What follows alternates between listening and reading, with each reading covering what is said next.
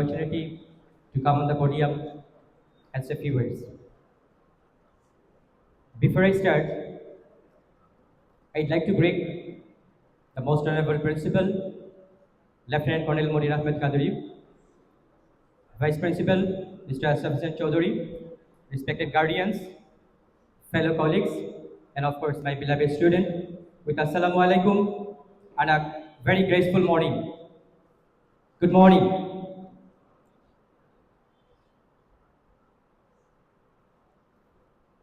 Today, we have assembled here for you, the students, those who are sitting in front of me, for your orientation. First of all, I'd like to welcome the students who have chosen Scholarsum as their second home. Undoubtedly, you have chosen the best institution for your education.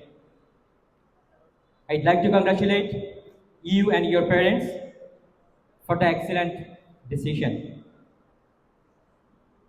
You are going to start your new academic session.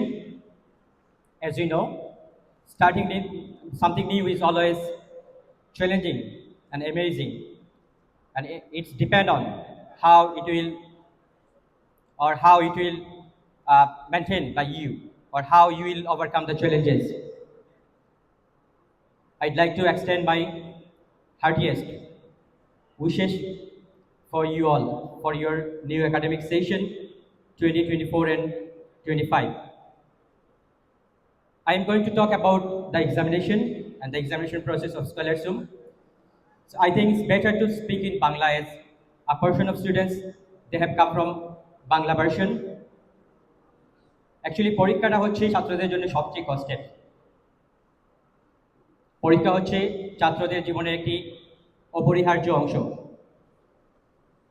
পরীক্ষার মাধ্যমে জ্ঞান, দক্ষতা, বিষয়বস্তুর অভিজ্ঞতা মূল্যায়ন করা হয়, এবং স্কলারশিপ এই কাজটি খুবই সুনিয়ন্ত্রিতভাবে এবং সুশৃঙ্খলভাবে পরিচালিত করে থাকে। তোমরা যারা অ্যাডমিশন নিয়েছো, তোমাদের ক্লাস 11 এবং 12-এ 4টি পরীক্ষা পাবে তোমরা। ফার্স্ট ইয়ার ফার্স্ট টার্ম, যেটাকে বাংলায় বলা হয় প্রথম বর্ষের প্রথম সাময়িক পরীক্ষা।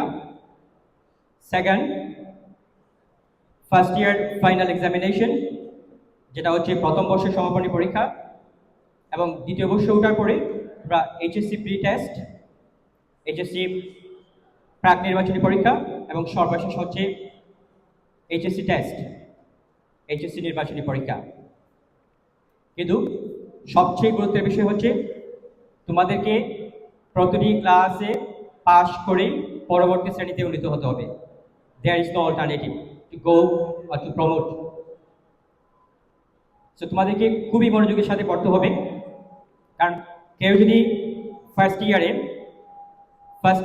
ইয়ার ফাইনাল, যেটাকে আমরা ইয়ার চেঞ্জ বা প্রথম বর্ষ সমাপনী পরীক্ষা বলি, সেখানে কেউ ফেল করলে সে দ্বিতীয় বর্ষে উত্তীর্ণ হবে না।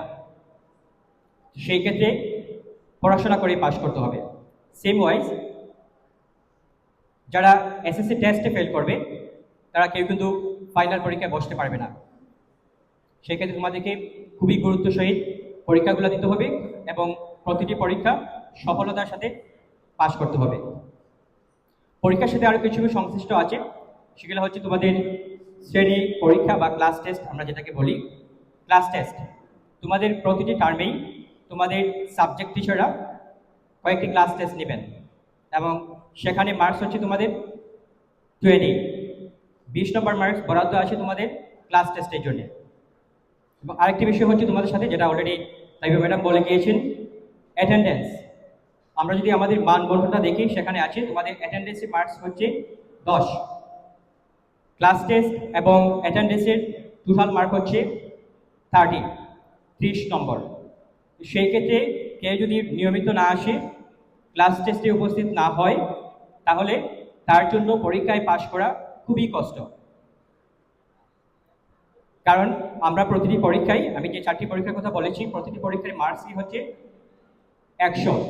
পূর্ণমান হচ্ছে 100, কিন্তু সেটাকে আমরা কনভার্ট করে 70-তে নিয়ে যাই এবং সেখানে আমরা ক্লাস টেস্টে 10 এবং ক্লাস টেস্টের 20 এবং অ্যাটেন্ডেন্সে 10 নিয়ে আমরা 100-এ নিয়ে যাই। তো সেই ক্ষেত্রে ভালো রেজাল্ট করতে হলে বা রেগুলার পাস করতে হলে তোমাদেরকে প্রতিটি স্টেপ, সেখানে তোমার নিয়মিত শ্রেণী কার্যক্রমে অংশগ্রহণ করা, তোমাদের শ্রেণী পরীক্ষায় অংশগ্রহণ করা এবং তোমাদের যে টার্ম পরীক্ষাগুলো আছে সেখানে ভালো করতে হবে। পরীক্ষার কথা শুনে সবারই মন ভারী হয়ে আসছে, ঠিক না? সেই জন্যই বলে ছাত্র জীবন সুখের জীবন যদি না হতো এক্সামিনেশন।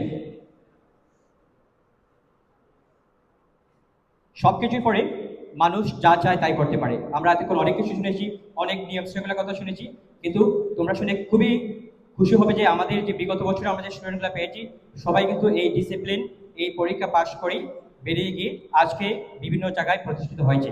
সেক্ষেত্রে তোমাদের জন্য কষ্ট হবে না এবং তোমরা খুবই ফরচুনেট যে তোমরা এমন একটি সময়ে জন্ম নিয়েছো, এমন একটি পৃথিবীতে এসেছো যেখানে সুযোগের হাতছানি রয়েছে। তোমরা এখন বাস করছো the era of globalisation, the era of artificial intelligence, of fourth industrial revolution, population dependent of Bangladesh, SDG, the sustainable development goal. এবং সবকিছুই অ্যাচিভ করা সম্ভব যদি তোমাদের লক্ষ্য থাকে অটুট এবং বিশ্বাস হৃদয়ে। আমার বিশ্বাস তোমরা স্বপ্ন দেখবে, তোমরা প্রত্যয় নিয়ে সামনের দিকে এগিয়ে যাবে এবং স্বপ্ন সেটা না যেটা তুমি ঘুমিয়ে দেখো। আমরা শুনেছি প্রখ্যাত পারমাণবিক বিজ্ঞানী এপিজে আবুল কালাম বলেছিলেন যে স্বপ্ন সেটা নয় যেটা তুমি ঘুমিয়ে দেখো, স্বপ্ন সেটাই যেটা তোমাকে ঘুমাতে দেয় না। তাই তোমাদেরকে সেই স্বপ্ন দেখতে হবে যে স্বপ্ন তোমাকে এগিয়ে নিয়ে যাবে তোমার লক্ষ্যে। আমি আমার বক্তব্যটি একটি গল্পের মাধ্যমে শেষ করব। সেটা হচ্ছে, তোমরা জানো যে পৃথিবীতে এই পর্যন্ত 18টি সভ্যতা এসেছে। তার মধ্যে বলা হয়ে থাকে গ্রিক সভ্যতা সর্বোচ্চ শিখরে আরোহণ করেছিল এবং সেই গ্রিক সভ্যতা যাদের হাত ধরে সর্বোচ্চ শিখরে আরোহণ করেছিল তারা ছিল এথেন্সের কিছু মানুষ এবং ওই সময় এথেন্সের মানুষ ছিল মাত্র 3 লক্ষ এবং যাদের মধ্যে 1 লক্ষ ছিল কৃতদাস, যাদের না ছিল কোনো সামাজিক অবস্থা, না ছিল কোনো রাজনৈতিক অবস্থা, তাই তাদের কোনো অধিকারই ছিল না। থাকলো কত? 2 লক্ষ। 2 লক্ষ মানুষের মধ্যে 1 লক্ষ ছিল নারী এবং এথেন্সরা মনে করত যে নারীদের আত্মা নেই, তাহলে তাদের কথাই নেই। থাকলো মাত্র 1 লক্ষ মানুষ। এর মধ্যে যদি আমরা শিশু কিশোরকে বাদ দেই থাকে 50,000। তাহলে এই 3 লক্ষ মানুষ মাত্র 200 বছরে গ্রিক সভ্যতাকে সর্বোচ্চ শিখরে নিয়ে গিয়েছিল শুধু প্রেরণা দিয়ে, বিশ্বাস দিয়ে, প্রত্যয় দিয়ে। তারা বিশ্বাস করতো যে আমরা পারবই। এবং যখন পেরিক্লিস এথেন্স শাসন করতেন তখন ওই দেশের জনসংখ্যা বা নবীনরা যখন 18 বছরে উপনীত হতো তাদেরকে রাষ্ট্রীয় অনুষ্ঠানে গিয়ে হাত উঁচু করে শপথ করতে হতো যে আমি জন্মের সময় যে এথেন্সকে দেখেছি আমি সারা জীবন এমন কাজ করে যাব যেন আমি মরার সময় এর চেয়ে উন্নততর এথেন্সকে দেখে যেতে পারি। সেটাই হলো প্রত্যয়। এবং এই যে মানুষগুলো একবার জ্বলে উঠলো সেই জ্বলা মশাল হয়ে জ্বলতে থাকে। আশা করি তোমরাও সেই মশাল হয়ে জ্বলে থাকবে তোমাদের প্রত্যয় নিয়ে এবং তোমরা তোমাদের লক্ষ্যে পৌঁছাবে। আমি সবাইকে ধন্যবাদ জানাচ্ছি, বিশেষ করে আজকের অতিথি অভিভাবকবৃন্দ যারা আছেন, আমার একজন শিক্ষক এনে বসা আছেন। আমি সবাইকে কৃতজ্ঞতা জানিয়ে আমার বক্তব্য শেষ করছি। আসসালামু আলাইকুম।